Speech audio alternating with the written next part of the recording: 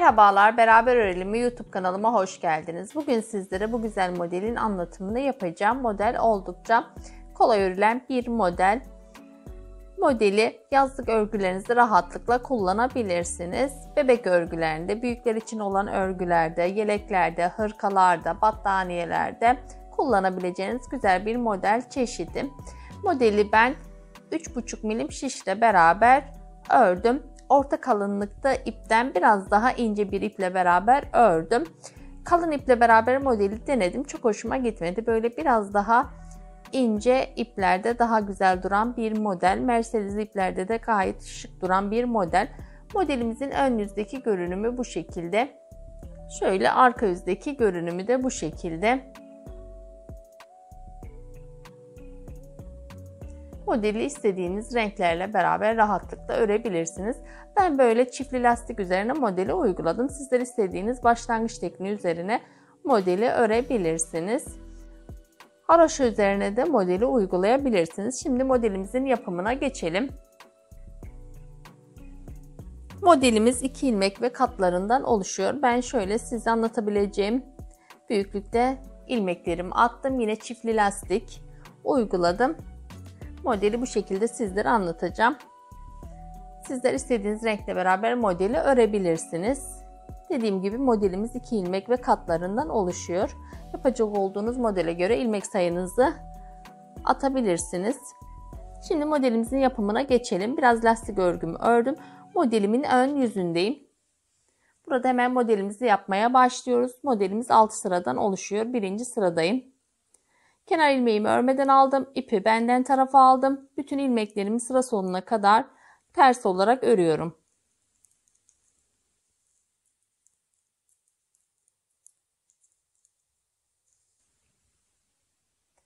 Ön yüzde sıramı ters örgü olarak tamamladım. Modelimi çevirdim. Modelimin arka yüzündeyim ve ikinci sıradayım. Kenar ilmeğimi örmeden aldım. Sonrasındaki bütün ilmekleri düz olarak örerek arka yüzdeki sıramı tamamlıyorum.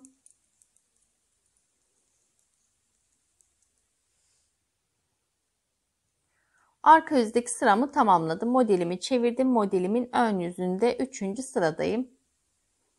Burada bütün ilmeklerimi sıra sonuna kadar düz olarak öreceğim. Kenar ilmeğimi örmeden aldım. Sonrasındaki ilmeklerimin tümünü düz olarak örüyorum.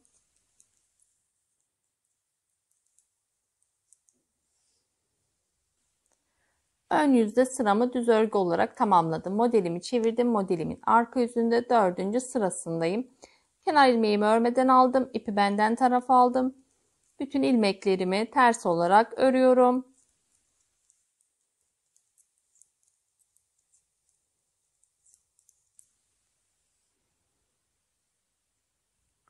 Dördüncü sıramı tamamladım. Modelimi çevirdim. Modelimin ön yüzündeyim. 5. sırasındayım. Burada modelimizi şekillendirmeye başlayacağız.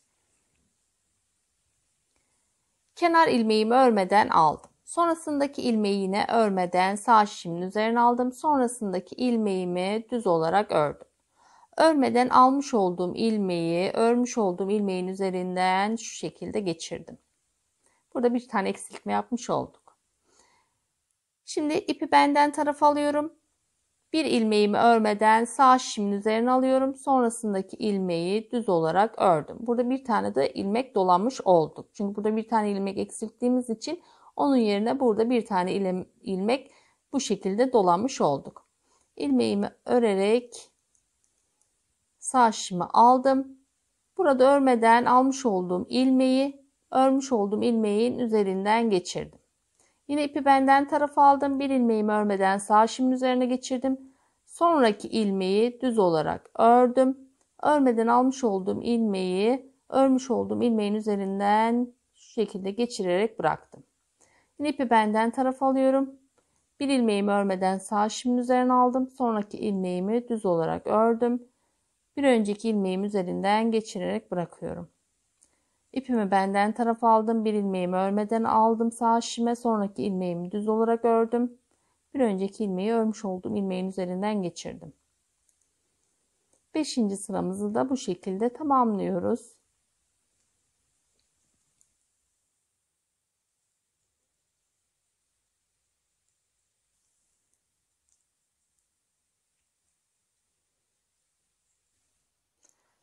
Bu şekilde sona doğru geldim. Sonda ipimi şu şekilde bir kere şişime doluyorum. Kenar ilmeğimi ters örerek ön yüzdeki sıramı tamamlamış oluyorum. Modelimi çevirdim. Modelimin arka yüzünde 6. sırasındayım. Burası modelimin son sırası. Kenar ilmeğimi örmeden aldım. İpi benden tarafa doğru alıyorum. Şu dolamış olduğumuz ilmekle örmüş olduğumuz ilmeğin ikisini birlikte şu şekilde birlikte ters olarak ördüm. İpimi sağ şişime bir kere doladım. Dolamış olduğum ilmekle yanındaki örmüş olduğum ilmeğin ikisini birlikte örerek eksiltme yapmış oluyorum. İpimi sağ şişime bir doladım.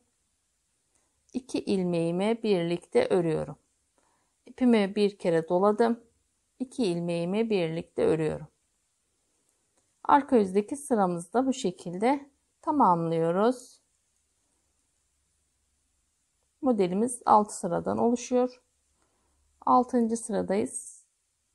Modelimizin son sırasındayız. Sona doğru geldim. Yine 2 ilmeğimi birlikte ördüm. Burada bir ilmek sağ şişime doluyorum. Kenar ilmeğimi örerek arka yüzdeki sıramı tamamlıyorum. Modelimi çevirdim. Modelimin ön yüzdeki görünümü bu şekilde. Bir sıramızı tamamlamış olduk. Şimdi yeniden aynı işlemleri şu başlangıçta yapmış olduğumuz işlemleri aynı şekilde devam ettirip ikinci sıraya başlamış oluyoruz. Hemen ikinci sıraya başlayalım. Kenar ilmeğimi örmeden aldım. İpi benden tarafa aldım. Bütün ilmeklerimi ters olarak örüyorum. Burası ikinci modelimizin birinci sırası. Ön yüzde sıramı ters örgü olarak tamamladım. Modelimi çevirdim. Modelimin arka yüzünde ikinci sırasındayım. Kenar ilmeğimi örmeden aldım. Sonraki ilmeklerimin hepsini düz olarak örüyorum. Arka yüzdeki sıramı tamamladım. Modelimi çevirdim. Modelimin ön yüzündeyim. Üçüncü sıradayım. Kenar ilmeğimi örmeden aldım. Sonraki ilmeklerimi düz olarak örüyorum.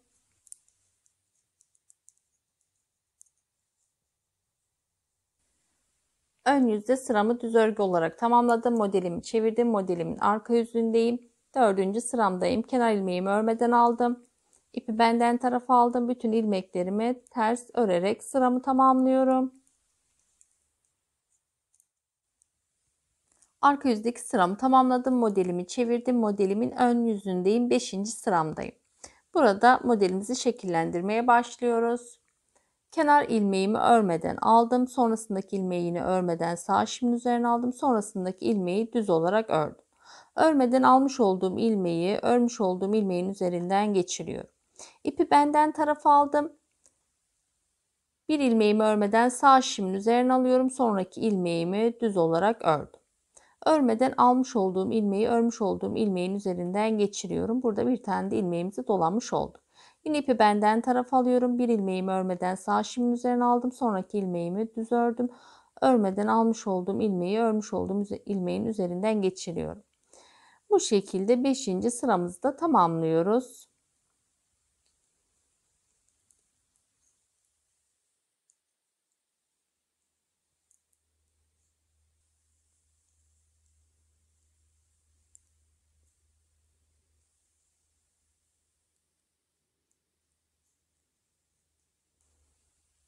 Sona kadar ilmeklerimi ördüm. Sona geldiğimde ipimi bir kere olarak şişimin üzerine doluyorum. Kenar ilmeğimi ters örerek 5. sıramı tamamlamış oluyorum.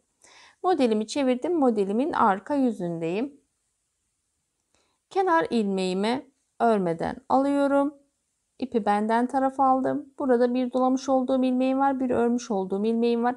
İkisini birlikte ters olarak örüyorum. İpimi bir kere doladım. 2 ilmeğimi yine birlikte örüyorum. Yine ipimi bir kez doladım. 2 ilmeğimi birlikte örüyorum. Bu şekilde sıra sonuna kadar ilmeklerimi örüyorum. Burası benim 6. sıram ve modelimin son sırası. Zevkli örülen bir model.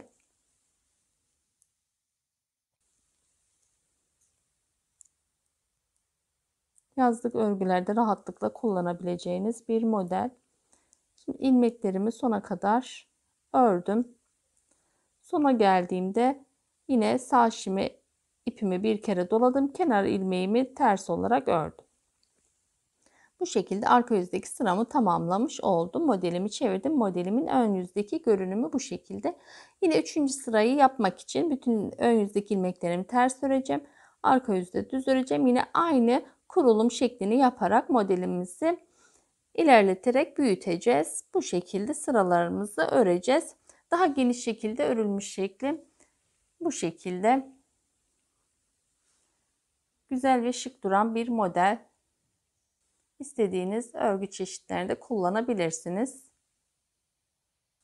Umarım sizler de beğenerek örmüşsünüzdür. Yapan arkadaşlara kolay gelsin diyorum. Kendinize iyi bakın. Sağlıkla kalın. Hoşça kalın.